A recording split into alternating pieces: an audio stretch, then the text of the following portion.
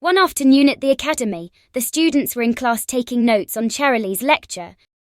As Spike took notes, he thought to himself, and here we are back in class. I admit it was a nice spring break, but I guess it had to come to an end.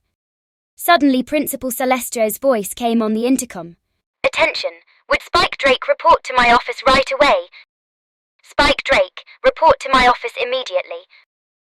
The students were surprised to have heard the principal call for Spike, as the boy himself was concerned. He looked up at Cherylee as the woman spoke. Go ahead, Spike, you're excused. Thank you. Spike got up and walked out of the classroom, leaving the girls concerned. I wonder what Principal Celestia wants with Spike, Twilight asked. I hope nothing bad, Fluttershy said in worry, thinking maybe she somehow found out about the time she and Spike got intimate. You and me both, Fluttershy, Applejack agreed, as she and Rainbow each hoped the principal didn't discover the time they both slept with Spike. Come on, girls, I think you're starting to overreact, Sunset said. Yes, we know Spike hadn't done anything to get in trouble. Rarity added, at least none that we know of, Twilight said in worry, as the others were once again concerned. Meanwhile, Spike was walking down the halls of the building on his way to Principal Celestia's office. As he walked, he thought to himself, what could the principal want with me all of a sudden? We just ended spring break, and she needs to talk to me. I hope I'm not in trouble, he sighed. When he arrived at the principal's office, he knocked on the door and heard Celestia's voice from inside. Come in. Spike opened the door and went inside, seeing the principal at her desk.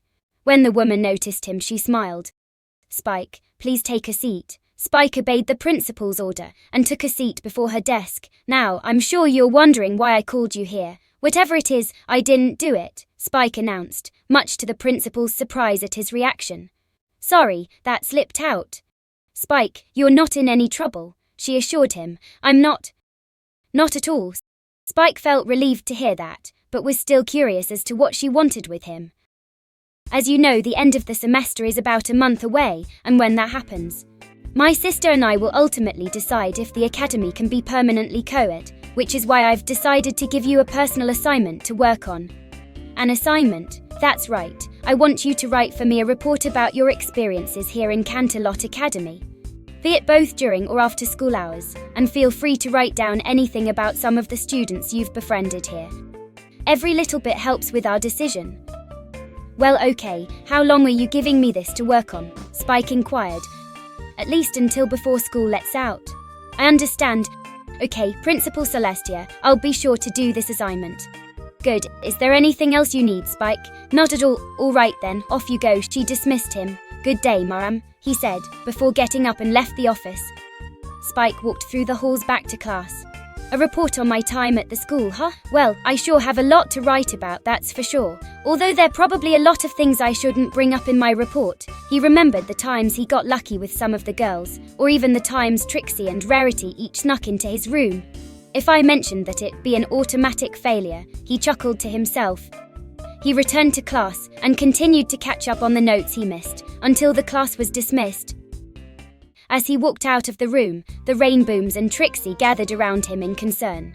Spike, are you okay? Twilight asked. You're not in trouble, are you? Pinky asked. Please tell me you're not getting punished. Fluttershy pleaded. Girls, please, Spike calmed them. I'm not in trouble. Principal Celestia called me to her office because she has an assignment for me to do. An assignment? Sunset asked. Yeah, she wants me to write about my time here at the school, like an end-of-the-year report. Oh, is that all? Twilight asked in relief. Why would she want you to do that? Rainbow asked. Well, duh, Pinky began. By the end of the semester, Spike will have spent a whole school year with us. And I'm sure the principal would want to hear what he thinks of the school, Twilight added. Well, you got a point, Rainbow admitted. That's why when I get back to the dorms I'm gonna need to get started, because I have a lot of stuff to write. What kind of stuff are you gonna write? Rainbow leaned in. Mostly all the good things that happened to me here, and let's leave it at that. I don't want anyone to bribe me into boasting about them for their sake, Spike said, as he stepped away from her. How long does it have to be? Fluttershy asked. She didn't specify how long. Probably long enough to cover all my major final thoughts. I guess with an assignment like that you won't be able to hang out today, huh? Pinky asked dismally. Maybe, maybe not. She said it's not due till at least the end of the semester. So I can get what I can done for today, and join up with you all later. It's a deal, Twilight said, as the group headed for their next class. At the end of the day, Spike returned to the dormitory and got right to work. He was sitting at his desk typing up his report on his laptop. While on the left side of his desk he had a soda and a big bag of chips to serve as a snack. Spike was typing away, knowing exactly what to write in his report. It's strange having to have been picked to be part of a co-ed experiment at an all-girls school. All my life I didn't think I would be special enough to have been picked for something important as this. When I first arrived I felt like a fish out of water. Being around so many girls made me feel both awkward and lucky.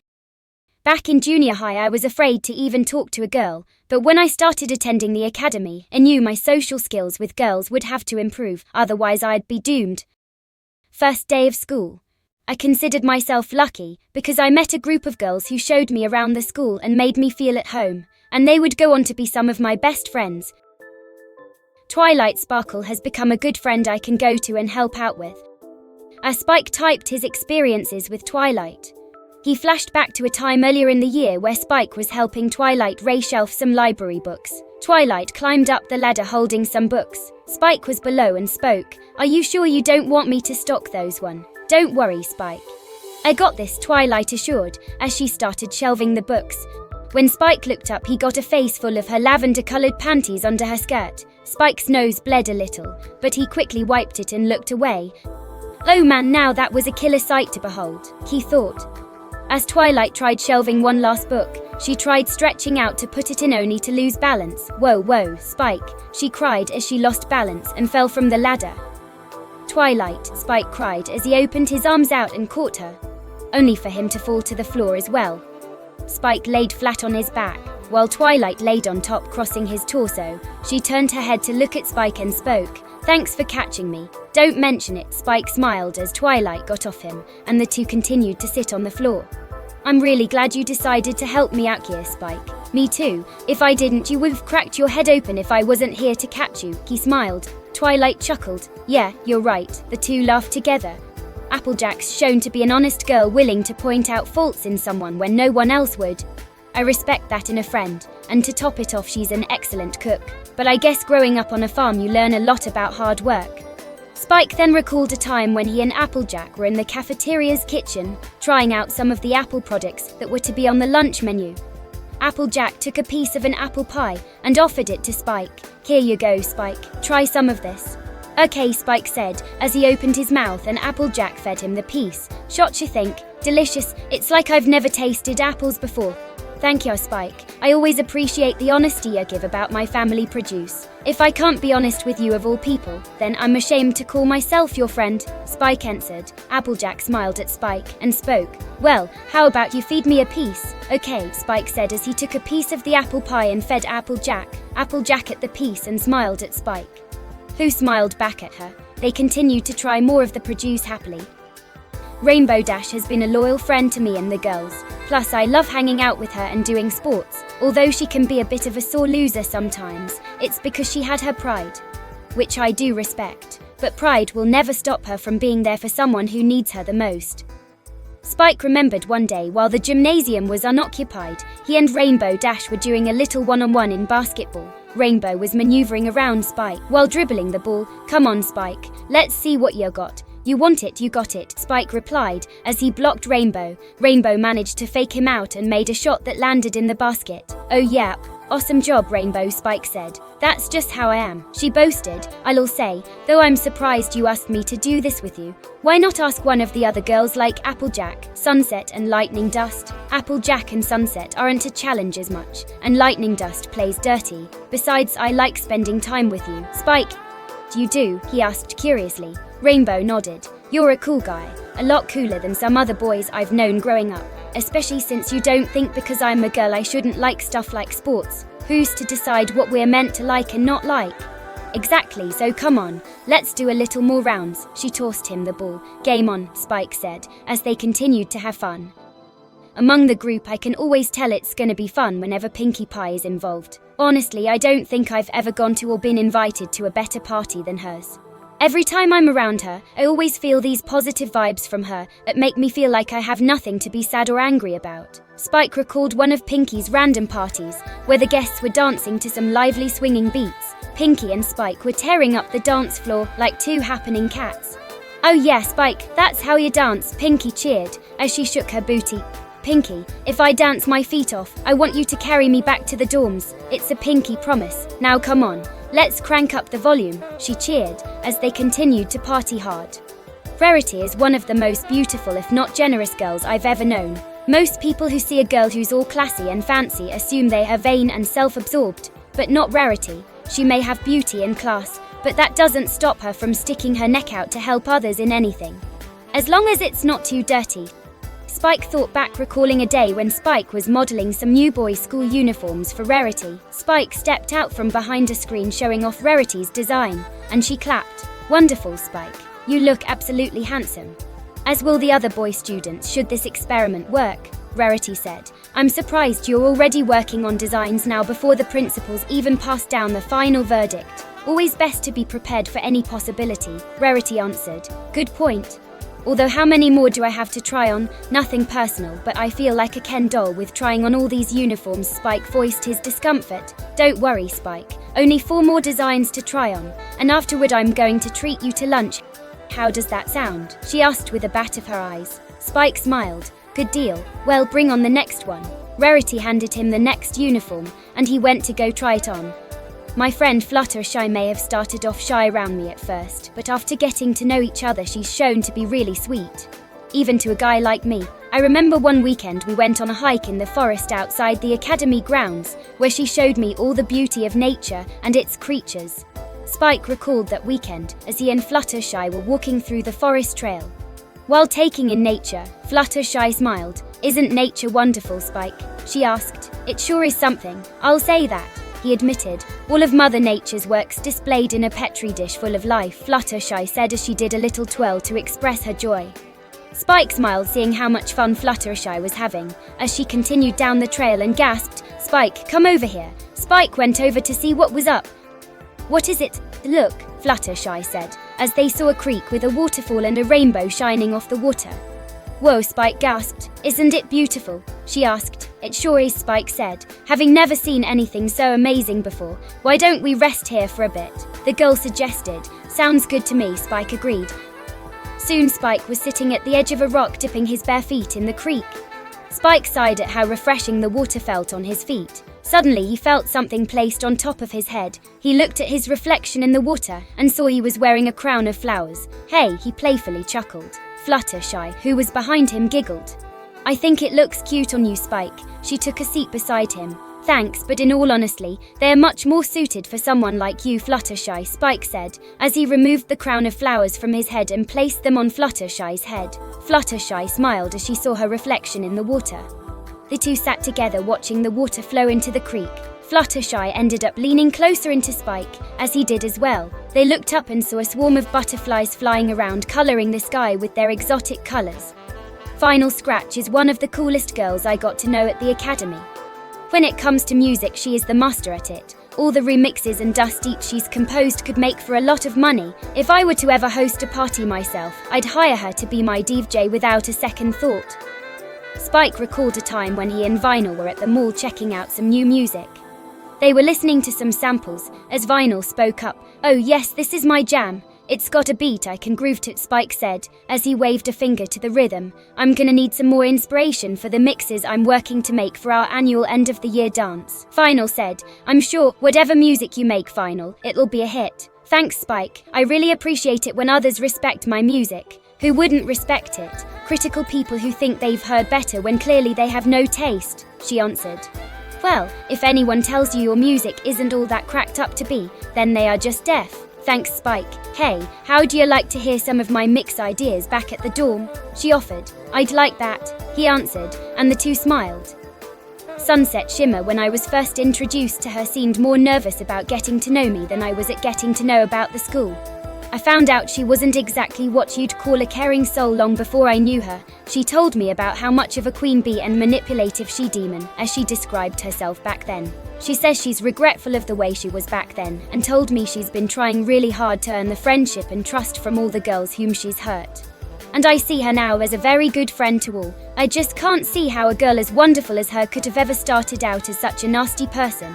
Spike remembered one day he and Sunset were on a date in the city and were having a great time. They were at a cafe having a drink. This has been really fun, hasn't it? Spike asked. This has been about the best fun I've had in a long time, Spike. I never thought I'd actually be on a date with someone I wasn't trying to break the spirit of. She realized she was thinking about the past. Sorry. I know I said I've moved on from the past, but it's okay. The past isn't something you can easily move on from. But remember, you are who you are now, and as long as you have friends like me and the others, then you're a different person, Spike told her seriously, while reaching out and took her hands within his own. Sunset blushed at how passionate he was with his words, and how he held her hands to give her renewed hope. She smiled and answered, "Thank you, Spike. I'm lucky to have a guy like you for a friend. I'll always be your friend no matter what," Spike promised, as the two continued to enjoy their date. And there's Trixie Lulamon. At first I heard from others she was self-absorbed and full of herself, thinking she can do anything. And you know what? It was all true, but I found out deep down she's not so bad as others say. She just doesn't know how to be more humble and considerate. When I started hanging out with her, she started behaving less and less like a self-proclaimed master of just about everything. Spike remembered about a month ago, he was watching Trixie do a fireworks display one night outside the dorms. Spike sat as Trixie lit up some sparklers and fireworks that shot off, giving a bright and colourful display of glowing colours. Spike applauded as Trixie asked, "You really liked that, Spike?" "I loved it. Aside from magic, you're great with pyrotechnics and fireworks." Trixie, "Thanks. I try my best, and just wait until 4th of July. I'm gonna have the biggest fireworks display you can ever imagine." "Really?" "Oh yes, and I'm bringing out all the big time stuff." "Are they illegal?" Spike inquired. Spike smirked. "Perfect. Aside from that, I'm glad you wanted to see this display, Spike. Hey, don't worry. You're learning. Keep at it and the rest of the girls will warm up to you." He patted her back. Trixie smiled at him. "Thank you so much." She embraced him, and he returned the gesture. Spike smiled as he finished typing up the memory for his report, and realized he already cleared 5 pages worth of memories. Wow, I think I got a big enough head start on my report, but still I have so much more I want to say. Well, it's not due until the end of the semester, so I can wait a bit more and come up with more I can add to it. He saved the file and checked the time to see it was only 6 o'clock, still early. Maybe I can join the girls after all. He texted Twilight to let her know he was free and was prepared to head over to her dorm to meet up. He thought to himself, everyone here's made my stay at Canterlot Academy eventful, and I'll let the principal know that.